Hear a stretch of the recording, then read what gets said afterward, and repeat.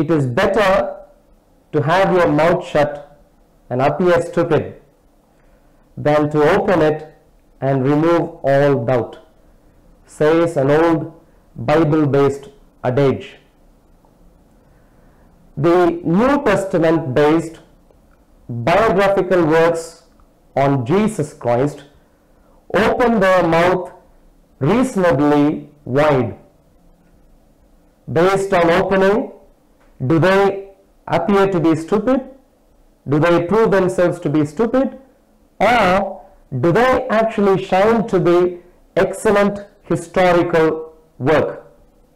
Hello, this is Arul Velusamy, and this is Operation Stevens, the Historical Jesus as God webinar series.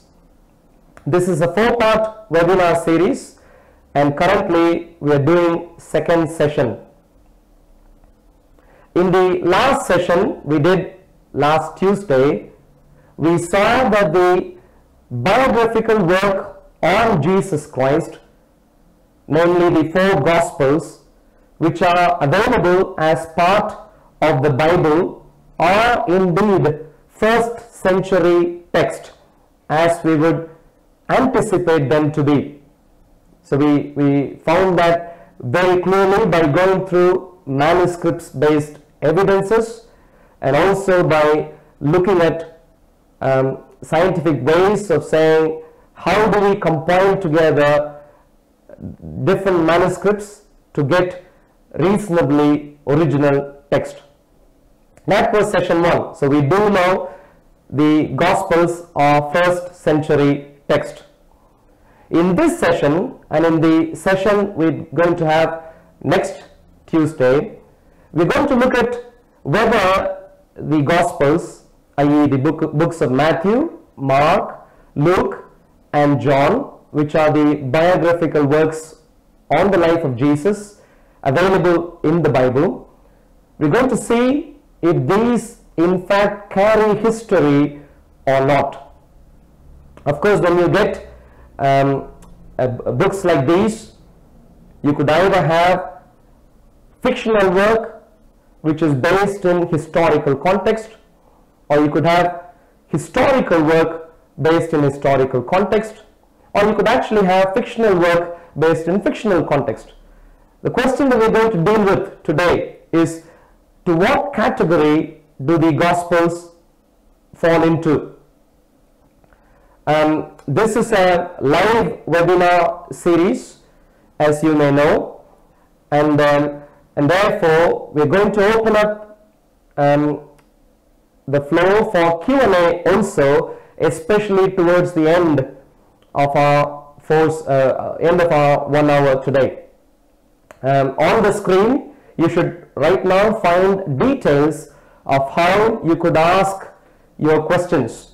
There are 2 main options. One is on YouTube. You could type in your questions in the live chat available on this channel. Alternatively, you could also text your questions to the number shown on the screen right now. So either text or type on live chat. On the right hand side, you should see the 3 main things that we would deal with in our session today and in the session next week, which together is called Gospels as Documents of History. 3 main things. If there are documents which purport to be historical in nature, how do we even verify if they are really documents of history? So here is where you would of course look at the intent of the writers, try and see if the writers do express their intent through their works, try and see if they intend their works to be historical or not. Secondly, once you get a rough idea of what the intent of the writers are, and if they actually purport their work to be historical, you would move on to the actual content, the storyline of the work. Now in that you'd also see two types. One is the context of the main narration, and the other is the main narration itself. And what do I mean by that? For example, if there is a work on a specific person, of course, when the writer writes about the specific person, he may also talk about things that were near him during that point in time. For example, he may talk about the place that he lived in and how beautiful it was and what kind of people lived there and so on, drawing a context to set the actual narration of the life of the person that he wants to write a biography about. So that's the context. But also the main narration, which is set in a specific context. The writer may communicate to us about events in the life of the specific person which the writer was going to focus on. So those are three main things that we would see about Jesus Christ also as we examine the content of the biographical works, namely the Gospels, which are available in the Bible. Number one, what do the writers of the Gospels purport their works to be?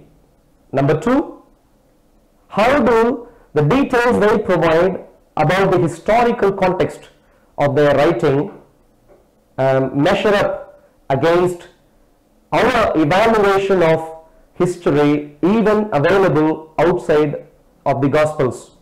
And thirdly, the actual narration of the life of Jesus Christ, how much of it can we actually verify to be historical, either from the content of the Gospels, or more importantly, how other people who were living around that time corroborate the writings of the Gospel writers. Now, in this session, we'll be mainly focusing on the first 2 points, the intent of the writers, and number two, the historical context of the narration.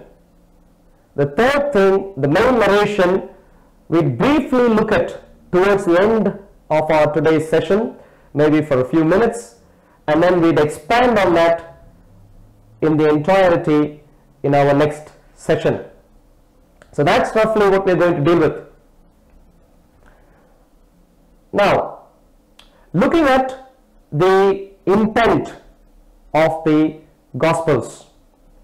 Now, when I say Gospels, I mean 4 specific books which are considered to be biographical works on the life of Jesus Christ, which are available in the New Testament, or in other words, the Bible.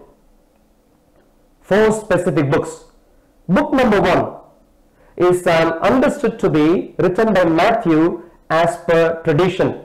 Now, I'm not going to dwell into the detail of the identification of the person if it's available only in tradition, purely because I do not care as much on the actual identity of the writers as much as knowing that the writer seems to be contemporary to Jesus Christ, having enough resources to get to know about the life of Jesus Christ and therefore write about him.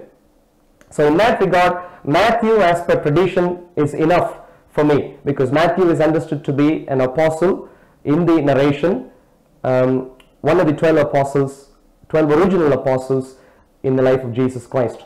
Now Matthew, in terms of registering his intent, what we see is that Matthew doesn't make explicit comments about his intent, but rather very many points where we could understand implicitly that he purports his work to be historical in nature.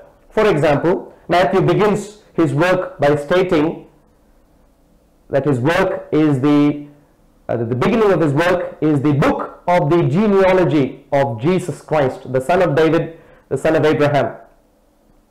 Similarly, elsewhere, Matthew says Now after Jesus was born in Bethlehem of Judea in the days of Herod the king. There he mentions a historical person and mentions a place and mentions what he purports to be a historical person, Jesus. Similarly, he goes on to say, in those days John the Baptist came preaching. Again, in a specific historical time period, he talks about a person called John the Baptist. And finally also he says, they led him away and delivered him to Pontius Pilate, the governor.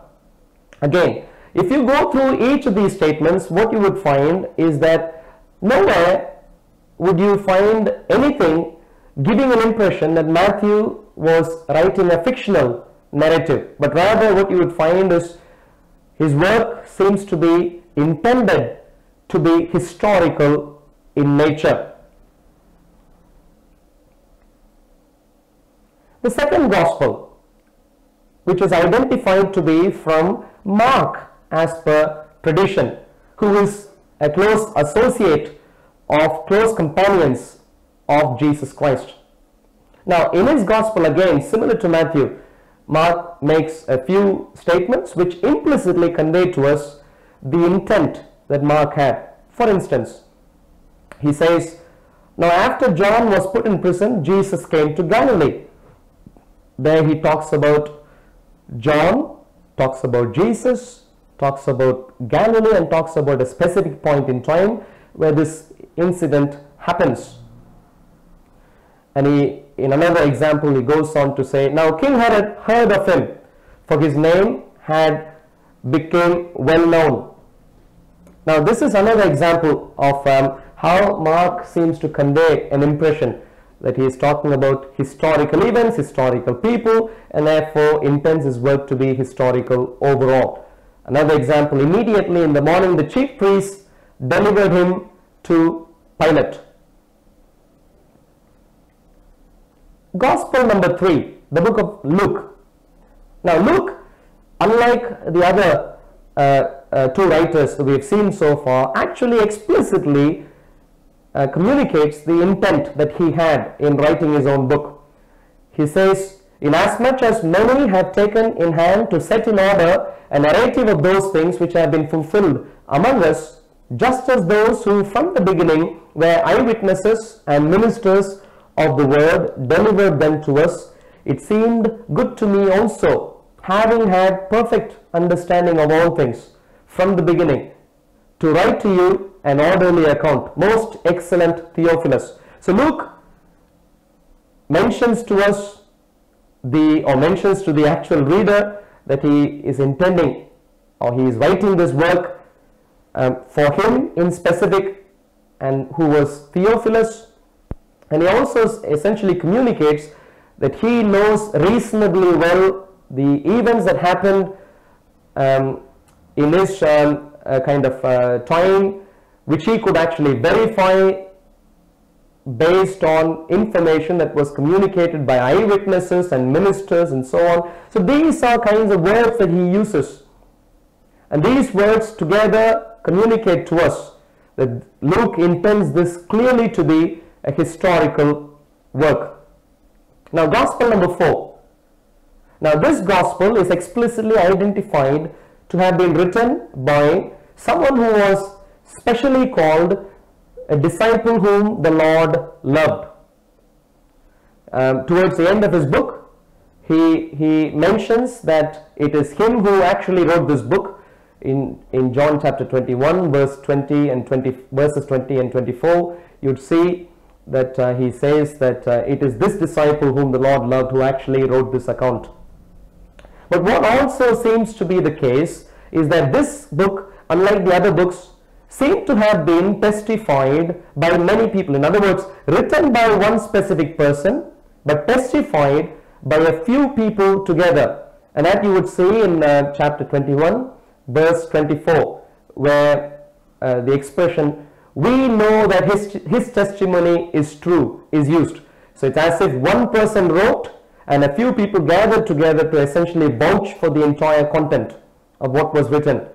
Again, these two points together communicate to us that The writer of Gospel 4 intended his work to be historical in nature, and that he himself was a witness, but to add to that, he also had other people testifying for the work that he did.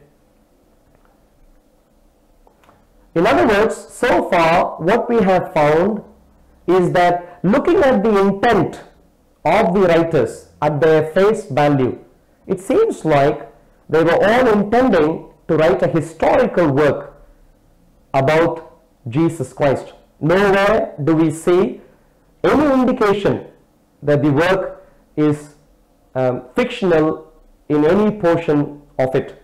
So that's the first objective we wanted to deal with, which is the intent of writers, clearly historical. Now, I'm not by any means saying if they intend it to be historical, if they communicate their works are historical, it means that we immediately acknowledge that their works are historical. That's not what I'm communicating. What I'm rather communicating is, if the writers themselves say their work is supposed to be fictional, of course we would end the case right here. But the fact that the writers communicate or seem to communicate explicitly and implicitly that their works are historical mean that we could progress ahead with our analysis, and especially deal with the remaining couple of points, which are how do their writings measure up against historical details that we are aware of. So now let's move on to the second point, evaluating the context of the main narrative. Now, in evaluating the context of the main narrative, we could look at a few different things. I gave an example earlier that perhaps a writer could say the place where the person lived was a beautiful place and so on. Now, that's an example of a factor of the context of the writing. Now, in the documents, the biographical documents on the life of Jesus Christ, namely the Gospels, what kind of historical context related details do we find? On the screen, on your right hand side, you should see a few different attributes. Interestingly, they are reasonably comprehensive.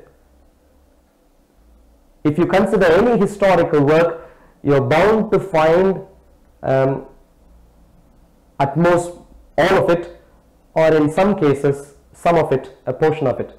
But it's very hard to find much more than what we find on the list on the right hand side. People, politics, events, finance, religion, language, society, geography, places, and time. These are different aspects of the context of any narrative, which may have details which we could use to evaluate if the writer makes any mistake in the historical context, or if the writer proves, or the writers prove themselves to be well versed in what they were writing about. So let us go through these things step by step. Initially, people. Now, there are plenty of people apart from Jesus Christ who are referred to in the gospel accounts.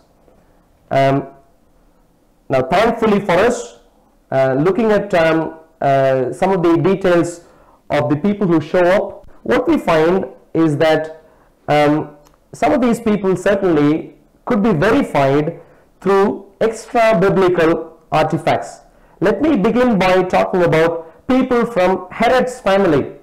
Herod is a first century historical person. King Herod, who had a few different sons.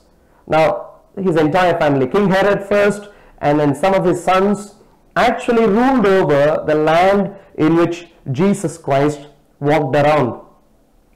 There are a few different people from his family who are explicitly mentioned in the writings, in the Gospels, in the Bible.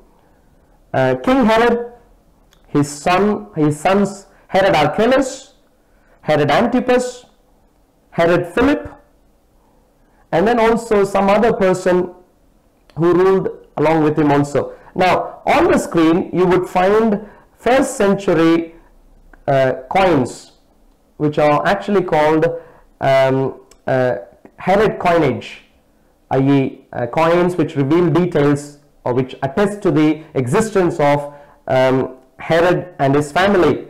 On the top left you should see a copper coin of King Herod, and on the coin on the left hand side you'd see the writing Basilius Herodo, which translates to King Herod.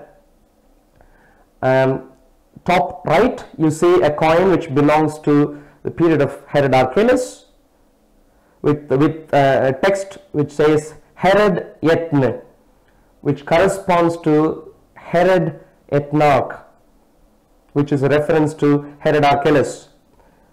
Bottom left hand side you'd see a coin which belongs to the period of Herod Antipas. Bottom right hand side you'd see a coin which belongs to the rulership of Herod Philip, and on the coin you would see the text Tetrarcho, which is a portion of Filippo Tetrarcho, which actually means tetrarch of the actual text, Philip Tetrarch. Now these people are referred to in the gospel narratives, and they have been found to be historical from outside the Bible also. On the screen right now you would see a couple of people who are Roman emperors who had the title Caesar. Now on the left hand side you see a statue of Augustus Caesar, a first century Roman white marble statue. On the right hand side you see a bust of Tiberius Caesar. Now these two Roman emperors are actually referred to by name in specific detail of their rule, in which certain events in the life of Jesus Christ happened.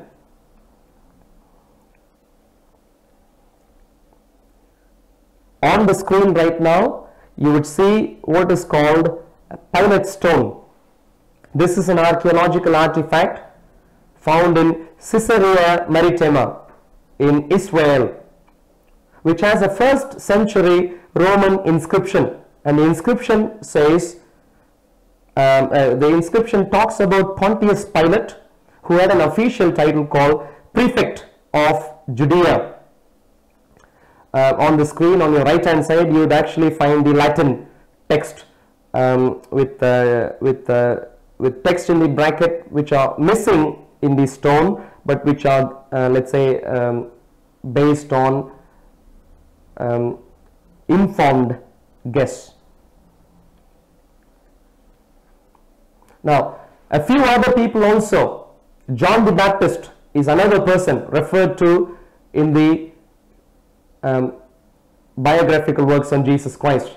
This John the Baptist is referred to as a historical person by a later first century historian, Jewish historian named Josephus, in his work Antiquities of the Jews, book number 18, 5.2.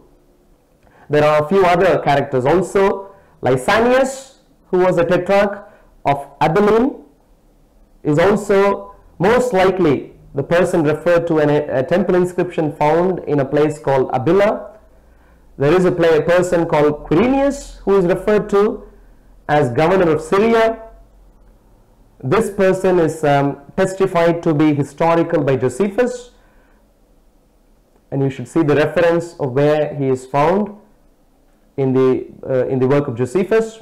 And there are a couple of other people who were top officials in the Jerusalem temple, high priests during the time of Jesus Christ, Annas and Caiaphas, who are again referred to in the work of the Jewish historian Josephus.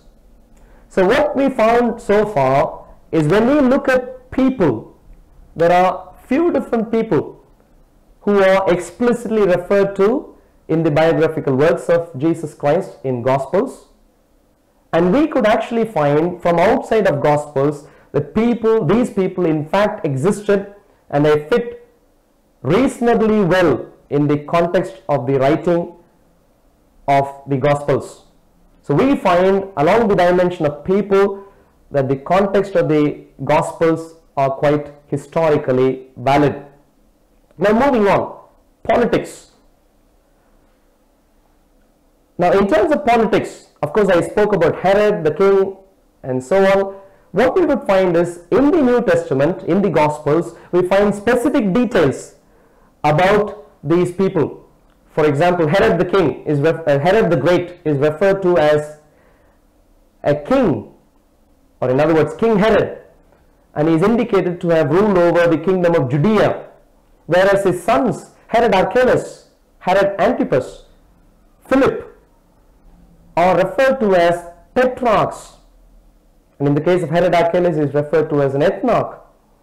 Now the term tetrarch or ethnarch is considered to be inferior from our understanding of extra biblical sources in relation to the title called king of that period that King Herod held.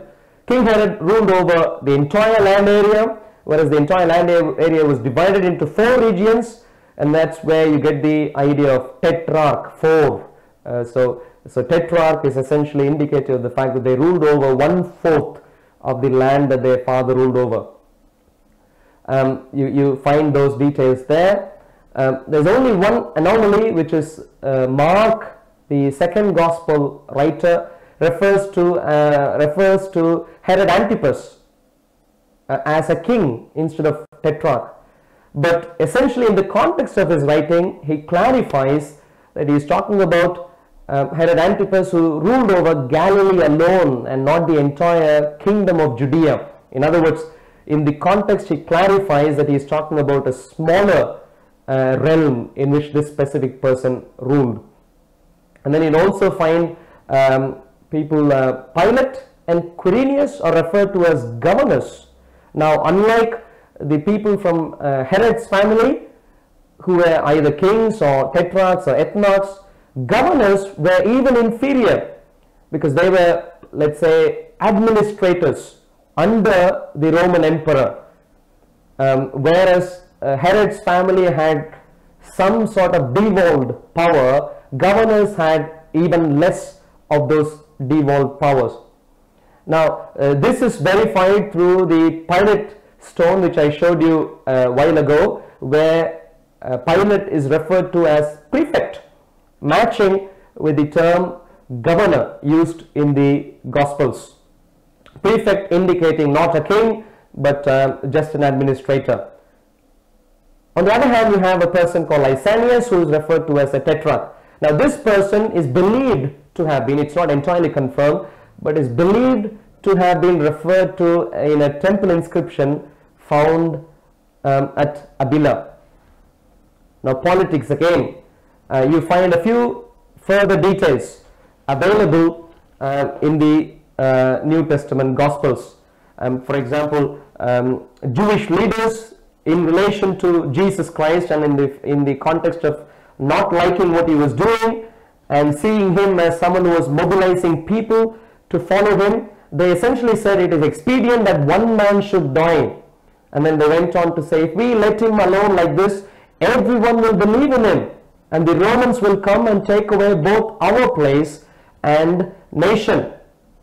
Now these are indicative of the fact of how Rome ruled over Judea, and what kind of authorities the eldership or the leadership of Judea had, including the high priest and the chief priests in the temple had over the people in Judea, the devolved authority they had. And it indicates the fact that Caesar could at any point in time actually say, all right guys, time's up, I'm going to take over, enough of your devolved authority. Now that is indicated in the first couple of statements. So that's a quite precise political statement to make. Now, similarly, also in the Gospels, we find a person called Barabbas, and we have mentioned about the rebellion that he had, for which he was jailed. Now, this again indicates the fact that there were constant threat of rebellion against the Roman rule in that land area in the first century. Now, that again matches with our extra biblical knowledge of the land area of Judea at that time. There is also a very interesting mention about how Pilate had enmity with Herod, which is mentioned in the book of Luke.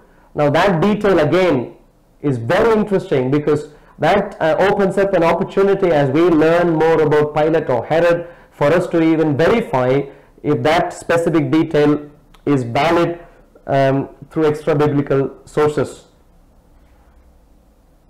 In other words, so far in terms of politics, we find that specific details that are either explicitly or implicitly conveyed in the Gospels could be verified to be fairly historically accurate, and therefore we have cleared two major hurdles: people and politics.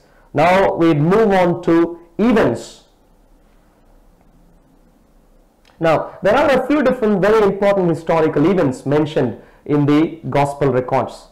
For example, there is a mention about a specific census which was taken during the time of Quirinius, who was governor of Syria, when Caesar Augustus ruled over the Roman Empire.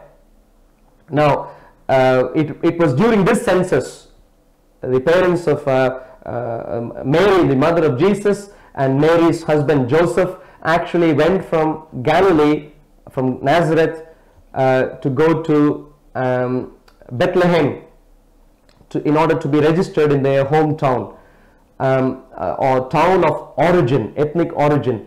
Now, this specific incident is very interesting, because Josephus, in his work Antiquities of Jews, book 18, 1.1, he actually talks about who appears to be Quirinius. He talks about a person called Cyrenius, a Roman senator, who actually came, he says, came this time into Syria with a few others, being sent to be a judge of that nation and to take account of their substance. In other words, Josephus talks about Cyrenius as a judge of Syria, and the main point he communicates about this person is that he was in charge of taking account of their substance, what we would call a census. Now, that's a very interesting detail which is also shared in the Bible. Now, there are a couple of other minor details also which you would find below, where you would see these are details which perhaps we could verify if and when more extra biblical artifacts are available. Now, after examining people, politics and events, moving on to language, the Bible interestingly gives some specific details about languages used in first century Judea when Jesus was walking around in that land. In specific, when Jesus was crucified on the cross, we get the information that the fact that Jesus was claimed to be the King of the Jews was written on the cross, and we find that this was written in Latin, in Greek and in Hebrew. Now, this is interesting because Hebrew was of course the first language of the Jews in that land area at that time. Greek was the lingua franca, similar to our English being spoken in many countries today. Greek was spoken widely even during Roman Empire. And then of course Latin was the official language of the Roman Empire. So finding these three languages on the cross isn't surprising, but rather very consistent with our knowledge of history from outside of the Bible. In other words, biblical records, the gospel records, quite clearly match well with the extra biblical records. There's only one more detail we need to note, which is In the Gospels, we also find that in a few special occasions, Jesus also spoke in Aramaic. For example, from being on the cross, Jesus remarked, Eloi, Eloi, lama sabachthani, which is actually transliterated as it is in Hebrew and also in our English translations. Now that's indicative of the fact that Aramaic was also known, at least among some people, if not all, of that time through the New Testament. And what we also find outside of the New Testament is that Aramaic was, let's say, arguably could even be considered as popular as Hebrew to the Jews of that time. In other words, 4 languages, Hebrew, Greek, Latin, Aramaic, found in the Gospel records as languages used during the life of Jesus by him and by people around him, and that we find to be completely historical based on evidences available from outside of the people. So people is fine, politics, events, languages. Now moving on to the next topic, finance. How do information about finance actually match up with what we understand from the New Testament? Now thankfully, the Gospel accounts give details about some specific currencies used during that time. For example, it talks about a stater, which you should see on the top left. Silver stater is actually originally from Corinth, which was used from about 8th century BC until about year 50 AD. In other words, this is a fairly good level of accuracy. Soon after Jesus' time, this currency, silver stater or stater in general, went out of scope. And so to mention a detail which would have been obsolete by 50 AD by the writers of the New Testament, corresponding to a narration which corresponds to about 4 BC to about 30 AD, is fairly accurate. On the right hand side, in the middle at the top with the red background or reddish background, you would find a denarius mentioned, which is a Roman currency which was used between 3rd century BC and 3rd century AD. On bottom left, you should see what is called an assarium, which is a Roman currency also used between 3rd century BC to 3rd century AD. Just below the coins with a red background, a middle and bottom, you'd find a quadrant which is equivalent to 2 lepta, where lepta is also referred to in the writings of the Gospels. And the quadrants are Roman bronze coins which were in use from the late 3rd century BC to about mid 2nd century AD. And on the right hand side middle, you should find a silver drachma. Now drachma was a Greek currency used from as early as 1100 BC. Of course, we do have modern drachmas also in use, but what we find in the picture there is an ancient drachma. In other words, in regards to finance so far, specific details mentioned about specific coins which are found to be reasonably accurate, or I would say completely accurate as far as what we could see from outside of the Bible. There are also a few other points about finance which are mentioned in the Gospels. Things like you may know about when Jesus took up a whip to chase away money exchanges from the temple in Jerusalem. Now that's an event mentioned in the Bible. What we also find from outside of the Bible are information that tells us that in the temple in Jerusalem, you only had acceptance of coins which were from Jerusalem or from nearby Tyre. Now anything outside of that wasn't accepted there. The Jewish or Tyrian money were the only ones accepted in the temple in Jerusalem.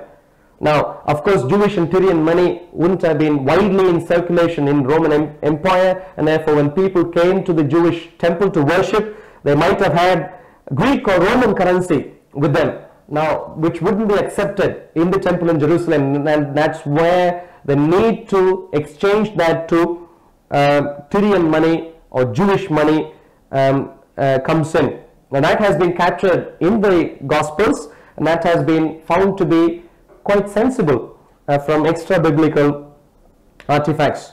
Now what we also find are details about how tax was paid to Caesar. Now that also is consistent with what we understand from the New Testament records.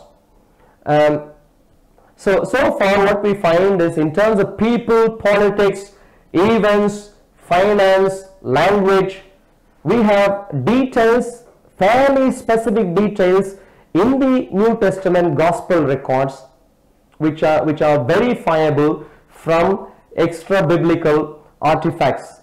In other words, so far the context of the historical or the context of the Gospels are very reasonably historical, no doubts whatsoever so far.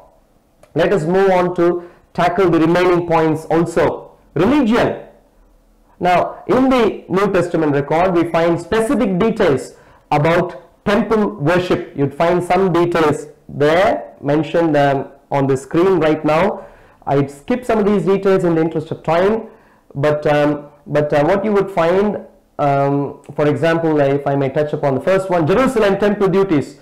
There's mention about how, according to the order of Abijah's division, he actually fulfilled his specific rota of temple duty. Now this is consistent with Hebrew scriptures. 1 Chronicles chapter 24 verses 3 to 18 communicate to us the introduction of this specific rota system.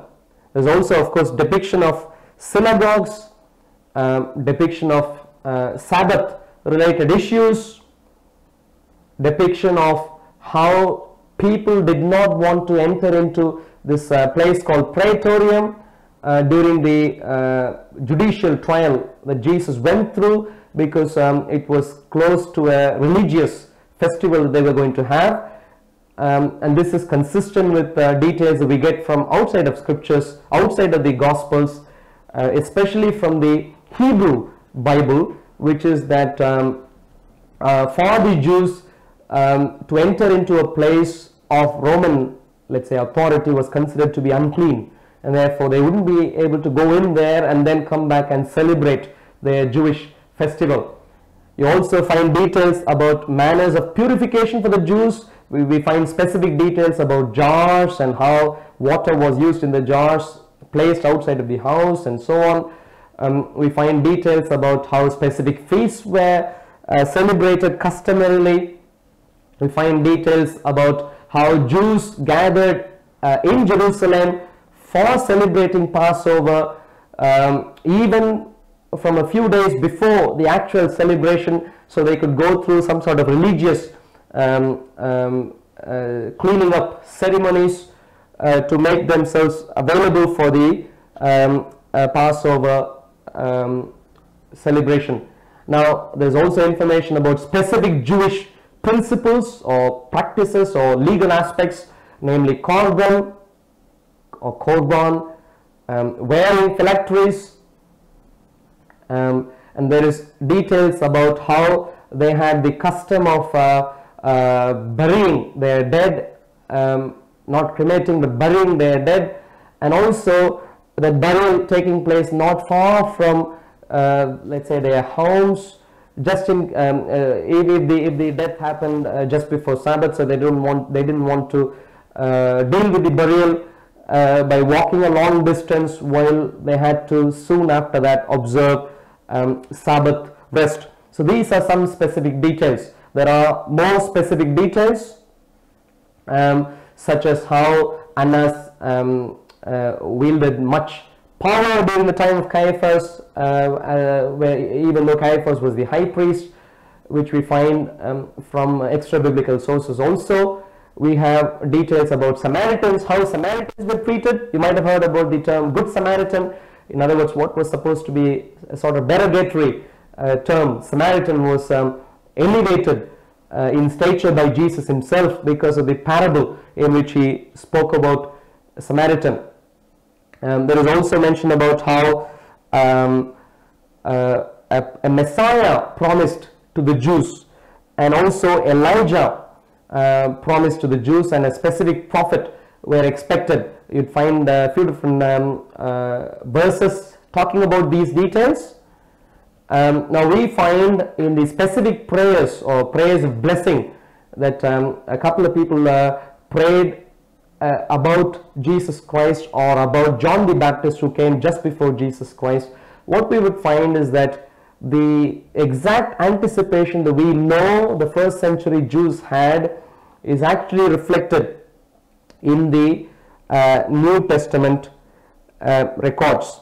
So in other words, in terms of religion, what we find is that the gospel accounts are fairly accurate. Moving on, so we looked at people, places, politics, events, languages, finance, and so on, religion. Now a few other points. In the interest of time, let me touch upon maybe one or two of them. Society. There are specific details about society available in the New Testament. For example, Pharisees, Sadducees, chief priests, high priests, elders, lawyers, teachers, governors, and so on. These are different people who wielded power of varying degree, or influence of varying degree, that we find in the gospel accounts. Now these people and their specific positions or the specific categories they belong to could actually be verified from extra biblical artifacts. Now similarly, if we move on to geography, what we find are some specific details which are also known to be historically reasonably accurate. Now details such as fig trees, mustard available in that land area at that time, and wine being a popular drink, not necessarily alcoholic wine, but rather grape juice. Now these details are also consistent with what we understand from extra biblical sources. There's details about how Jordan River, the level of Jordan River went up and down at different points in time. That specific detail is also referred to in the Gospels. We find that also to be reasonably accurate through our understanding currently. We find details about garden in Gethsemane and a few other natural places, places of natural beauty. Now these are also found to be reasonably accurate from what we understand from the gospel accounts. Now we could also look at places, specific places referred to in the Gospels. For instance, Pool of Bethesda is a place referred to. There is also a place called Siloam Pool. Now these have been excavated in modern times. What you would see in the screen right now is of Siloam Pool. Now what we find is that Siloam Pool is found to be, of course, reasonably historic based on our here. Finally, some specific details about time.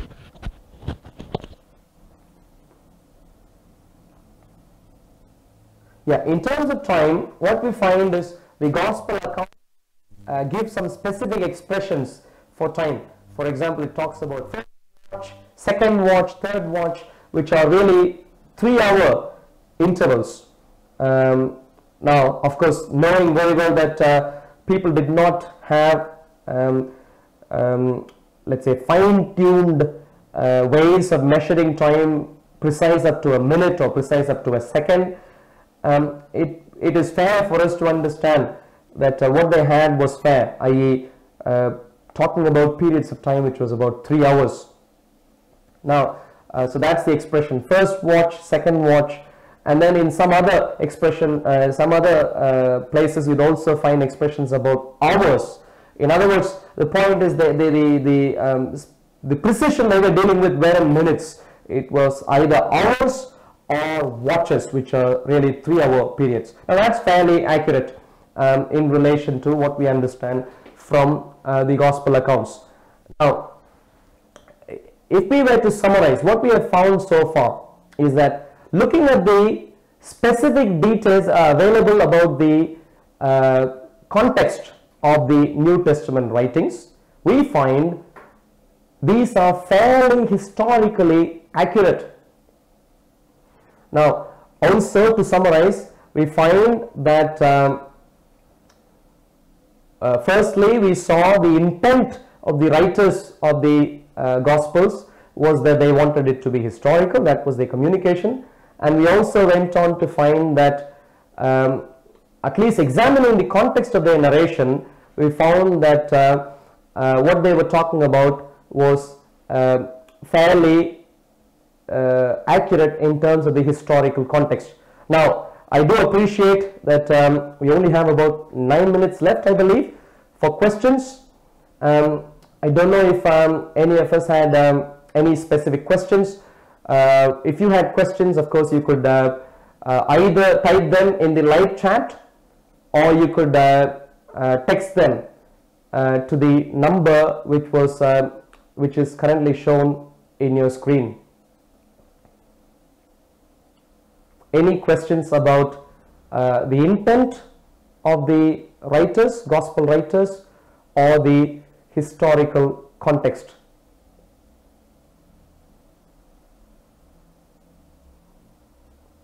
I don't see any question coming through yet. I may wait for a few more seconds. If there is no question which is coming through, perhaps I'll give you a sneak preview of what's going to come up in the next session.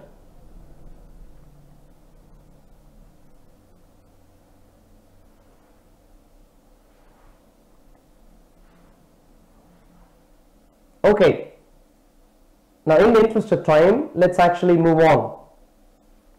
So what we looked at today was that looking at the intent of the writers, we find that the writers intended their work to be historical.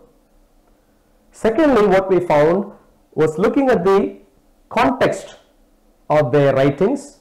We found the context actually has plenty of very specific historical details which could actually be verified from outside of the Gospels also. In other words, the context is also fairly historical. There's only one thing pending, which is the main narration. What do the writers communicate about Jesus Christ in specific?